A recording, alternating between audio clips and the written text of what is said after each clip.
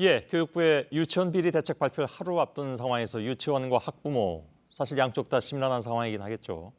집단 휴업이 지금 부산 밖으로까지 더 확산되지 않을까 굉장히 우려스러운 그런 상황인데 한국유치원총연합회 쪽 입장을 좀 들어보겠습니다. 전북지회장을 맡고 있기도 한 김용림 비대위원이 지금 화상으로 연결되어 있습니다.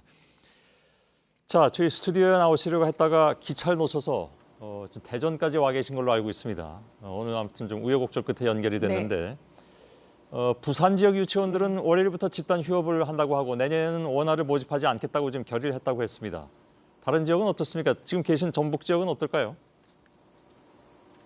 네, 먼저 이 문제에 제일 언론에 보도된 H유치원이나 L유치원 학부모님들께 정말 죄송한 마음 드립니다. 그리고 그 아이들에게도 교육자로서 정말 마음 깊이 어루만져 주고 싶은 마음에 이 자리에 왔습니다. 예. 전북 지역은 더욱이 이 마음 아픔이 큽니다. 왜냐하면은 타 지역에 비해서 열악한 환경을 갖고 있어요. 아이들도 없을 뿐더러 그리고 주변 환경이 어려움에도 불구하고 예. 자정의 노력을 하고 있고 또 많이 저희들도 자숙하면서도 이런 상황까지 오게 된 거에 대해서 많이 염려를 하면서도 그래도 아이들을 먼저 생각하는 그런 깊은 마음으로 이런 큰 사태까지는 만들지 않도록 그렇게 저희들이 마음을 갖고 있습니다. 예. 비대위원으로 계시니까 다른 지역도 그러면 여쭤볼 수 있을지 모르겠는데 지금 부산 지역을 제외한 다른 지역은 부산 지역의 행동에 동참하지는 않을 것이다 이렇게 말씀하실 수도 있습니까? 그런데 이제 오늘 밤 그리고 내일 발표에 따라서 현장에 있다 보면 정말 아이들만 생각하고 아이들 중심이 되어서 아이들의 놀이, 아이들의 기쁨, 아이들의 느낌을 우리가 간직해줘야 되는데 어른들의 정치 또 그리고 정부의 어떤 체제 이런 것 때문에 우리 아이들에게까지 이런 상처를 줘야 되나 싶어서 정말 우리 아이들은 보호해주고 싶고 아이들의 학습권이나 아이들에게는 상처 주고 싶지 않아서 원장님들이 여지껏 가슴을 부여잡고 예. 그렇게 참고 있었습니다. 그래서 타 지역도 고민은 하고 있으리라고 생각을 합니다. 예, 결국은 내일 그 비리 유치원 발표가 나온 이후에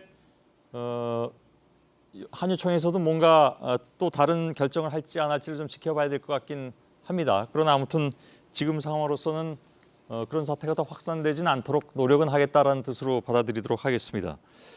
자, 아이들 말씀을 많이 네, 하셨으니까. 오늘 한유총에서도 예, 말씀하시죠.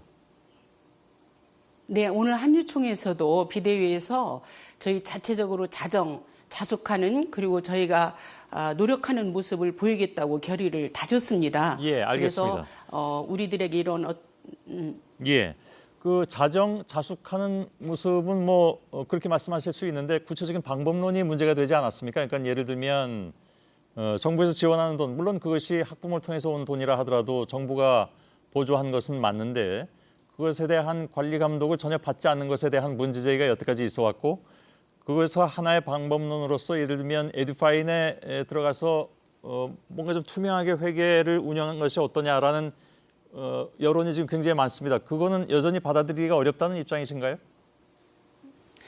네, 첫째는 그런 것을 시행하기 전에 저희들이 지킬 수 있는 어떤 법, 규율, 규칙이 먼저 필요했습니다. 그러나 현장에는 저희에게 맞지 않는 초중고등학교의 사립학교법 혹은 법인, 공공기관에 맞는 재무회계법이다 보니 저희가 좀 이렇게 정부와 충돌이 있었고 그런 법률이 없는 상태에서 먼저 이렇게 공개가 되어버리니 저희들이 감당을 못하겠습니다.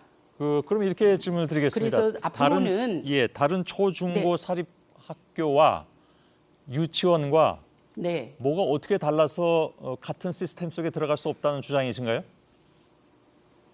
네, 일단 초중고등학교 사립학교는 건물에서 모든 학교 설립 자체를 국가에서 해줬거나 혹은 법인단체에서 출연을 해서 설립이 되었습니다.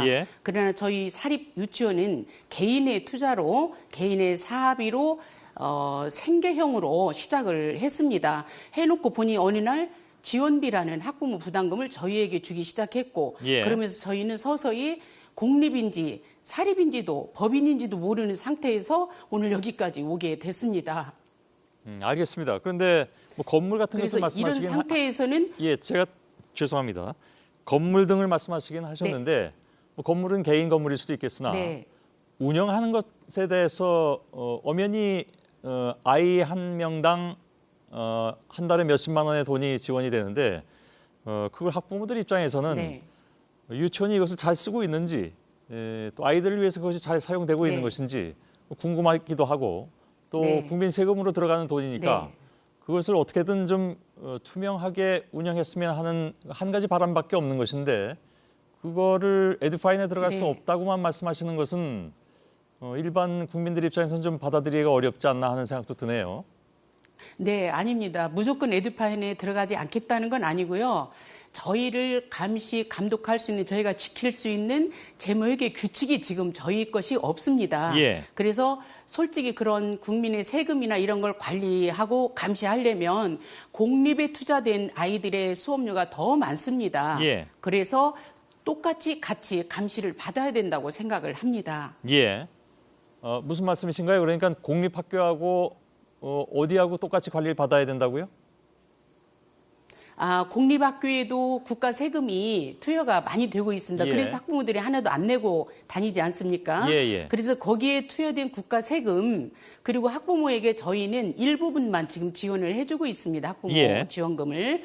이런 부분들을 사립에 다니는 학부모는 오히려 적은 세금의 혜택을 받고 있죠. 예. 그런 상황에서 전체적인 금액을 가지고 같이 에듀파인에 들어간다라는 것은 출발점에 차이가 있다고 봅니다. 그래서 일단 저희가 지킬 수 있는 법, 이게 먼저 선행되어야 된다고 봅니다. 예, 알겠습니다. 일단 주장으로 받아들이고요. 글쎄요, 근데 그냥 상식적으로 보자면 액수의 다소를 떠나가지고 또 네. 적다고 말씀하셨지만 한 아이당 22만 원에서 29만 원 매달 그리고 거기에 또 따라붙는 여러 네. 가지 또 지원금이 있습니다. 그런 부분들에 대해서는 네. 그것이 단지 어떤 그 회계 시스템이 제대로 되어 있지 않다고 해서 그러면 아무런 감독도 없이 그냥 맡겨드릴 수 있는 것인가 하는 왜냐하면 그 다 모든 분들이 세금으로 내는 돈들이거든요. 그래서 그런 의구심은 여전히 좀 남아 있네요. 아무튼 알겠습니다. 내일 그런 부분, 네. 예 말씀하세요.